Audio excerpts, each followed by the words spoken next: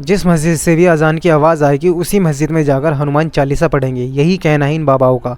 देखिए कितनी ज़्यादा नफरत इनके अंदर भरी हुई है मुसलमानों को लेकर। देखिए, मैंने आप सबको पहले भी बताया था, हनुमान चालीसा के पीछे वजह यही थी कि मस्जिदों से अगर अजान की आवाज़ आएगी तो हम हर उस मस्जिद में हनुमान चालीसा पढ़ेंगे जहाँ से मस्जिद की आवाज़ अजान तेज आएगी और जो डेसिबल है उससे अलावा आएगी। ये हिंदू रक्षा दल ने ठाना है, उत्तराखंड ही नहीं पूरे देश में अगर कहीं पर भी मस्जिद की आवाज़ डेसिबल से ज़्यादा आई तो हिंदू रक्षा दल हर उस मस्जिद के बाहर हनुमान चालीसा पढ़ेगा जहाँ पर इस तरह की आवाज़ें आएगी।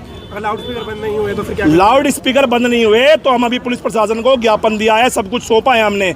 हमारे पे दूसरी और तीसरी कार्रवाई भी करनी आती है। अभी पुलिस प्रशासन ने रोक दिया, इस बार हमें रोक नहीं पाएगा। इस बार हम मस्जिद के अंदर जाके हनुमान चालीसा करेंगे। मंदिरों में जब भजन बजता है तेज़ आवाज़ में, जब कोई नहीं बोलता, लेकिन मस्जिद की 5 मिनट की अजान से लोगों को तकलीफ़ होना शुरू हो जाती है।